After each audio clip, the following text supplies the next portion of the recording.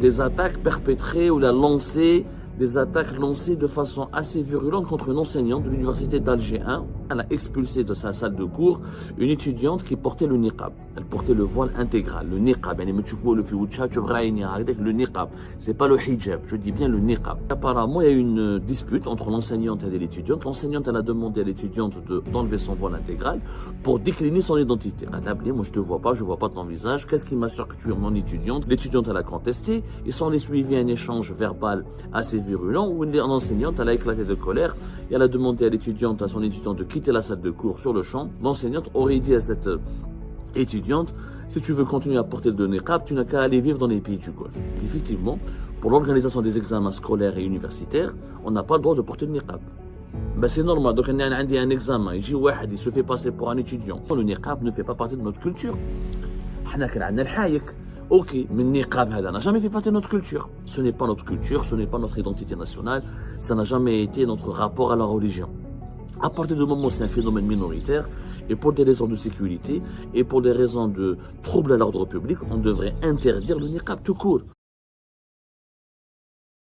Alors, il y a 3 jours, 4 jours plus exactement, je crois que c'était le dimanche 13 à peu près, ou le 12 octobre dernier, une polémique, ça a été une petite polémique qui a éclaté sur Internet et qui a commencé par des attaques perpétrées ou des attaques lancées de façon assez virulente contre une enseignante de l'université d'Alger 1.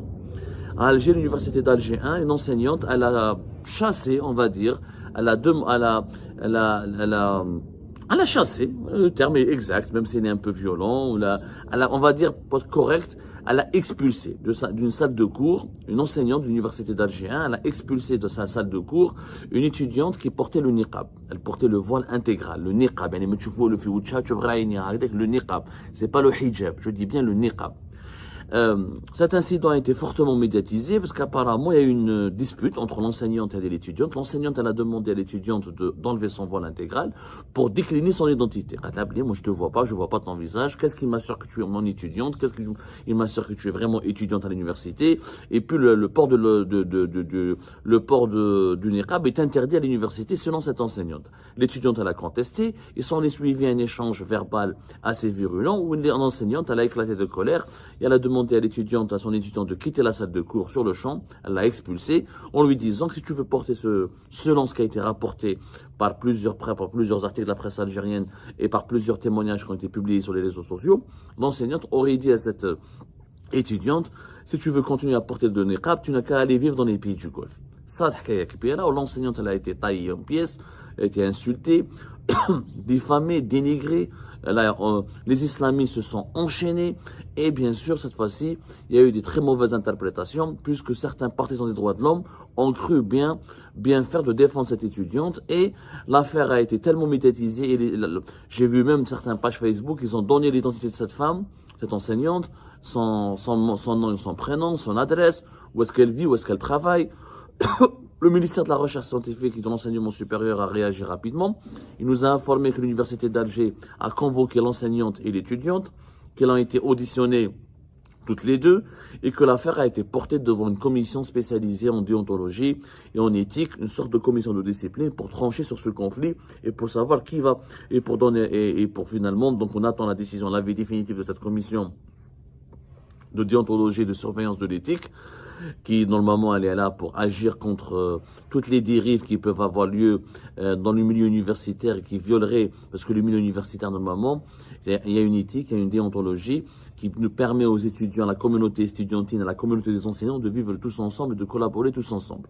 Donc à un moment il y a des règles d'éthique, des règles de déontologie, qui a violé ces règles, qui a manqué à son devoir, qui a abusé de sa fonction, qui a causé du tort à l'autre, cette commission va nous le dire. Mais déjà, il y a le tribunal des réseaux sociaux, le tribunal médiatique qui est largement en faveur, malheureusement, de l'étudiant, je dis bien malheureusement, en faveur de l'étudiant qui porte le niqab, et en défaveur totale de l'enseignante, la pauvre enseignante qui a essayé de défendre l'espace universitaire, sa neutralité religieuse, et qui n'a finalement dit que une stricte vérité, parce qu'effectivement, le niqab n'a jamais fait partie de notre culture, de nos coutumes, et il y a une loi. C'est vrai que cette loi ne s'applique pas sur les étudiantes et les étudiants. Je vais m'expliquer d'abord un peu de pédagogie. Que dit la loi?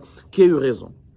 Moi, je pense, et je serai pratiquement parmi les rares personnes, tout en restant objectif, je pense que je serai parmi les rares personnes qui vont défendre cette enseignante, parce qu'elle a totalement raison, du point de vue de la logique, du point de vue de la loi, et du point de vue de la morale. Je m'explique. En Algérie, il n'y a pas de loi qui interdit directement aux étudiantes de porter le niqab au sein de l'université. Par contre, il y a une loi en Algérie une ordonnance qui date de 2006 et qui a été réaffirmée à l'époque du gouvernement de Ahmed Yahya, à l'époque de Abdelaziz Bouteflika en octobre 2018, une loi qui interdit aux fonctionnaires ou aux agents de la fonction publique de porter le niqab et de porter de s'habiller de manière qui violerait la neutralité de l'agent de la fonction publique, qui heurterait la sensibilité des uns et des autres, et qui les empêcherait de travailler, et surtout qui empêcherait le public ou les citoyennes et les citoyens de les identifier. Le port du niqab est interdit pour les fonctionnaires, pour les agents de la fonction publique. C'est une loi qui est claire, nette et précise. On n'a pas le droit en Algérie de porter le niqab pour aller travailler dans la fonction publique. Ce qui est la logique du niqab. Est-ce que c'est un homme? Est-ce que c'est une femme? N'oublions pas que le port du niqab en Algérie, les années 90, même les services de sécurité l'interdisaient. Il n'y a pas une loi directe. Parce que depuis la lutte contre le terrorisme, les années 90, il y a pas mal de groupes armés terroristes qui utilisaient le niqab pour se déguiser, pour que leurs éléments se déguisent en hommes, se déguisent en femmes plutôt, portant le niqab, alors qu'il s'agissait d'éléments de groupes terroristes. Ils infiltraient les villes, ils détournaient. Ils passaient par les barrages de sécurité, ils trompaient la vigilance des barrages de sécurité, des policiers et des gendarmes, et ils perpétraient ils organisaient des attentats, ils organisaient des attentats, ou là, ils fomentaient des attentats qui ont causé beaucoup de morts. D'ailleurs, les années 90, il n'y avait pas de tabou. Les gendarmes, la police, les services secrets, les femmes niqab, on leur demandait directement, illico presto, d'enlever leur voile intégral pour vérifier leur identité et pour faire des fouilles et pour vérifier tout ce qui doit être vérifiable pour s'assurer qu'elles ne sont pas utilisées par des groupes armés terroristes. Donc, dans la culture algérienne, déjà, dans l'histoire de l'Algérie, le port du niqab est un débat qui a été clos. Pour des raisons sécuritaires, vu ce que l'Algérie a vécu durant la décennie noire, il est strictement, les services de sécurité ont le droit d'interdire, ou là, ont le droit de fouiller, ou là, de demander aux femmes qui portent le niqab de l'enlever. Maintenant, la loi, elle ne concerne pas effectivement les étudiantes. Sauf que la fonction publique, l'espace de la fonction publique, l'université fait partie de l'espace de la fonction publique. L'école fait partie de l'espace de la fonction publique. L'hôpital fait partie de l'espace de la fonction publique. Un étudiant n'est pas un agent de la fonction publique, mais l'agent de la fonction publique a le droit de demander, et ça, il y a un vide juridique, mais ce vide juridique, il est en faveur de l'enseignante, comme il est en faveur de l'étudiante, mais il est beaucoup plus en faveur de l'enseignante, parce que l'enseignante a le droit de demander à l'étudiante de décliner son identité. Comment je peux m'assurer? Je suis enseignant à l'université. D'ailleurs, les juristes, ils disent que le jour des examens, j'ai demandé à certains juristes, ils disent qu'effectivement, pour l'organisation des examens scolaires et universitaires, on n'a pas le droit de porter le niqab. Ben c'est normal. Donc, il y a un examen. Il se fait passer pour un étudiant, ou il se fait passer pour un bachelier, ou il joue le bac, ou il joue les examens de la licence ou du doctorat, en se faisant passer pour un autre candidat. Ben, c'est de la fraude. Donc, les surveillants des examens ont le droit de demander aux femmes qui portent le niqab d'enlever leur niqab et de décliner leur identité, de préciser leur identité. C'est une mesure de contrôle sécuritaire. À partir de cette logique, parce c'est permis pour les examens scolaires et les examens universitaires de contrôler l'identité et de refuser le port du niqab, une enseignante dans un cours d'université, ce n'est pas un examen, mais au sein d'un cours, la fonction publique, elle est un agent de la fonction publique, l'enseignante, c'est un espace public, elle avait totalement le droit de demander à la fille qui porte le niqab, pour des raisons de sécurité et pour des raisons de vérification d'identité, d'enlever son voile intégral.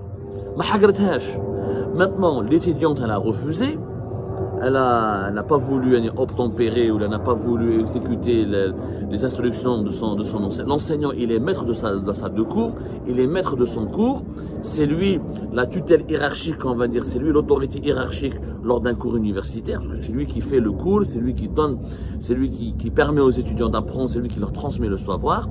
Il a le droit de poser des conditions de l'organisation de son cours. Parmi les conditions, l'enseignante voulait vérifier, voulait s'assurer que cette étudiante, elle était vraiment son étudiante.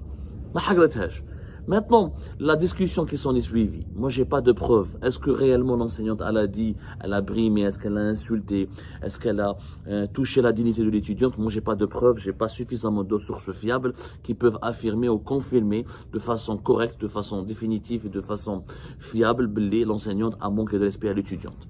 Comme j'ai pas de preuves aussi, ni de sources assez fiables pour confirmer ou pour accabler l'étudiante, je ne sais pas, je ne peux pas lui imputer des propos qui auraient manqué de respect à l'enseignante. Mais si on prend la phrase, du golf, ce n'est pas une insulte, puisqu'effectivement le niqab ne fait pas partie de notre culture. Ok, mais le niqab n'a jamais fait partie de notre culture. L'adjar ou le niqab, ça n'a jamais fait partie de notre culture. Il faut dire, il faut appeler un chat un chat. Nous avons une culture, nous avons un patrimoine, nous avons une identité, nous avons des traditions, nous avons un rapport particulier à la religion, nous avons un savoir-faire religieux, etc. Le voile intégral n'a jamais fait partie de notre culture. L'haïk ou l'awina qui m'a fait gردايا في القصور تاع gردايا, etc. C'est pas du voile intégral et ça ne concerne pas l'espace public, ça concernait les femmes qui sont des femmes au foyer qui sortaient pour leurs cours, pour leurs occupations purement quotidiennes. Mais on n'a jamais toléré le haïk ou la ailleurs, ou le haïk ou un voile ou un type de voile qui empêche la femme d'afficher son visage dans les espaces publics. L'Algérie, depuis son indépendance, elle a lutté toujours pour l'égalité entre hommes et femmes, pour la parité entre hommes et femmes, pour la scolarité obligatoire des filles, pour leur intégration au sein de l'espace éducatif et universitaire, et pour la mixité dans les écoles, dans les universités. Qui dit mixité, dit égalité, parité, et dit que l'identité de la femme doit être connue, affichée.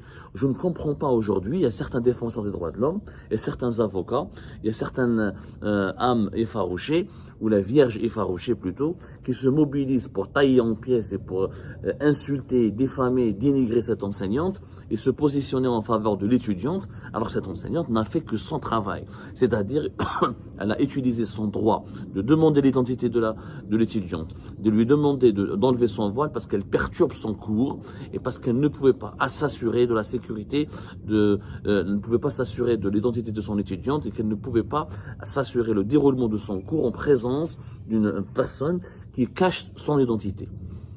C'est son droit le plus absolu, même s'il n'y a pas de règles.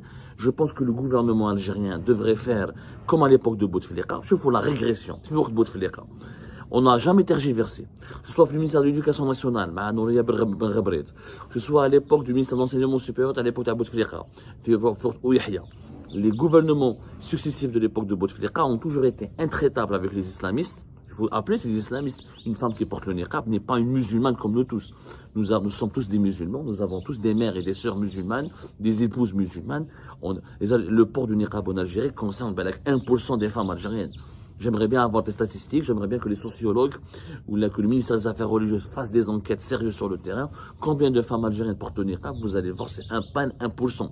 Ce n'est pas notre culture, ce n'est pas notre identité nationale, ça n'a jamais été notre rapport à la religion. À partir du moment où c'est un phénomène minoritaire, et pour des raisons de sécurité, et pour des raisons de troubles à l'ordre public, on devrait interdire le niqab tout court. Je ne comprends pas pourquoi le régime Tebboune n'est pas aussi intraitable face aux islamistes comme le régime Bouteflika.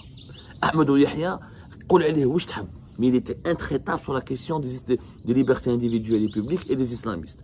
Quand on oblige une femme à se voiler intégralement, on ne respecte pas les libertés des femmes. Parce que quand tu dis à la femme de se voiler totalement et tout le visage, alors que l'islam ne le dit pas, il n'y a aucun courant islamique modéré qui affirme que le Coran demande cela à la femme, c'est rabaisser la femme. Se voiler intégralement, c'est rabaisser la femme, c'est manquer de respect à la femme, c'est toucher à la dignité de la femme, comme si la femme était un objet honteux qui menace l'ordre public ou qui menace la société. Donc moi j'affirme, je le dis, le régime Tebboune devrait se saisir de cette polémique pour se solidariser avec l'enseignante et interdire catégoriquement le port du niqab. Comme on peut interdire les habits très sexy, très affluents, comme on ne peut pas tolérer qu'une étudiante en Algérie peut venir avec une mini-jupe très sexy ça je peux le comprendre. Il y a une tenue vestimentaire correcte qui doit être exigée. On doit aussi exiger de ne pas autoriser les femmes à porter le niqab au sein de l'université. Et la moindre des choses. Balak un terroriste, Balak c'est un voyou, Balak c'est une délinquant, c'est un délinquant, Balak c'est un trafiquant de drogue. Et il y a l'identité. Mais ça n'a aucun sens. Je ne peux même pas vérifier. Qui me garantit que c'est pas la vraie étudiante? C'est sa soeur, sa cousine. Elle porte le niqab à l'université. Ça n'a aucun sens. Ça n'a aucun sens d'autoriser le port du niqab dans les écoles algériennes, au sein des universités algériennes.